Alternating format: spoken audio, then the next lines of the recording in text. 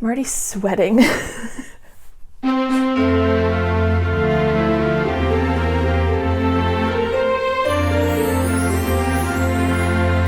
Merry Christmas, happy holidays, happy December 24th, Merry Christmas Eve, and welcome to your horror advent calendar. Well folks, we did it. Here we are. Merry Christmas Eve.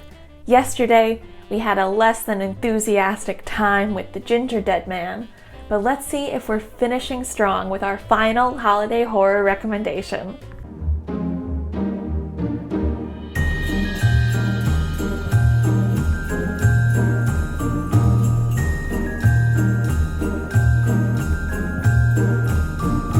Merry Christmas Eve. You know we had to finish strong. It had to be you. It had to be Black Christmas. Black Christmas came out in 1974 and was directed by Bob Clark, and is often regarded as one of the very first ever slasher movies. So if you are unfamiliar with this little piece of horror history, let's dive into the summary together on Letterboxd. If this movie doesn't make your skin crawl, it's on too tight.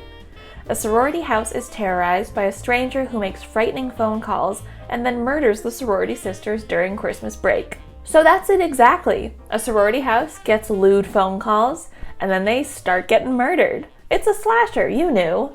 I think it's really fascinating to see one of the very first ever examples of a slasher movie, and it's also a really good movie. You'll see it has mostly positive reviews.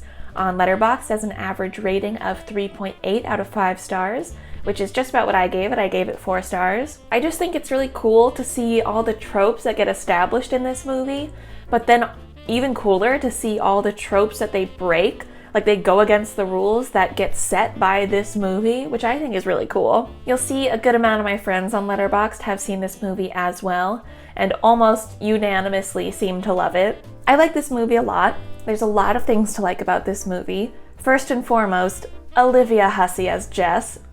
I am in love with Olivia Hussey.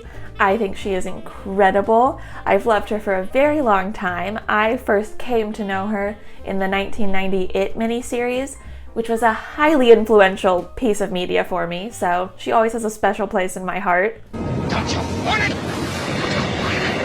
Don't you want it? And I just think the character of Jess is really cool. She's just this girl in college in the 70s being like, "Hi, I'm having an abortion." And I think that rocks. I just think that's something unlike what you typically see in a movie from that time period. And I mean, her character certainly has some pushback from her boyfriend. Jess, if you try getting an abortion... I think you better leave. If you try getting an I abortion... said get out. But just the fact that she's so confident in her decision and she's not like tormented by it is something I think is cool. But going off of that, I've never seen any of the Black Christmas remakes, but I'm really interested to see how that would be handled in one of the newer adaptations. And there's other things in this movie too, like the house mother of the sorority is always hiding these little bottles of booze around the house, and she's just constantly knocking them back. She's drunk any hour of the day. And I just wonder how that would be handled in a more modern adaptation, because I feel like lately we're less inclined to be like, haha, isn't that so funny that she clearly has an alcohol problem? Like, we're less likely to make light of that now, I think.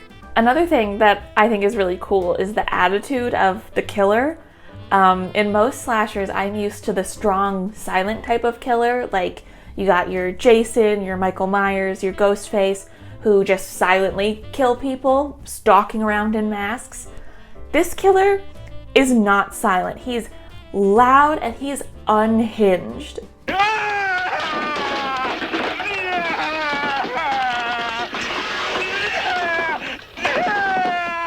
Which I think makes it even scarier to see how upset that this killer is. Like, clearly something has gone horribly wrong for this person. And all the phone calls he makes are really scary. They're really uncomfortable to listen to and frightening.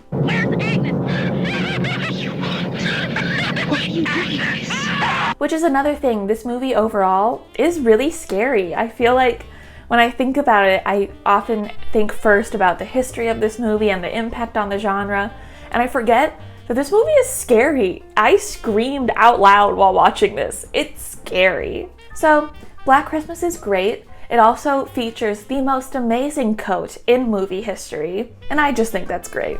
But now we must discuss the very few negative points that there are to this movie. First of all, I can definitely see where this movie drags at points. Almost a similar complaint that I had to The Ginger Dead Man, even though these are on two completely different planes. But sometimes scenes felt a little overly repetitive, like Jess and her boyfriend arguing. It was sometimes the same argument repeated over again. Sometimes the phone calls, as scary as they were, just dragged on for so long, and I was like, I cannot sit here and listen to this man scream and cry for a moment longer. But I mean, that's not even really a negative, because that just adds to the atmosphere, so never mind, it's a positive. Another thing that I thought was very interesting was something I've noticed is that 70s movies, any earlier era of movies, seems to have more faith in their audience, just in the way that everything isn't explicitly explained to you.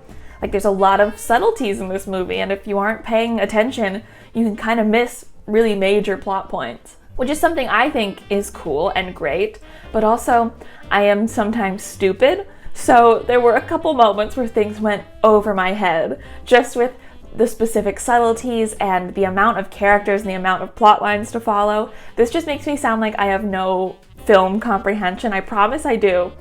I just, if I got distracted for a minute, I lost the thread of the movie. But it really is just such a great movie. So Christmassy. I hope it is or will become a Christmas staple in all of your homes. And what better day to watch it than on Christmas Eve? So that is it. We're about to have our completed tree. So for the last time, Merry Christmas and Happy Holidays. And thank you to anyone who watched all 24 days of this. You're a superstar to me. I really had a lot of fun doing this and can't think of a better way to get in the Christmas spirit. I hope I filled you with a little Christmas spirit as well. And Merry Christmas Eve. We did it, Joe.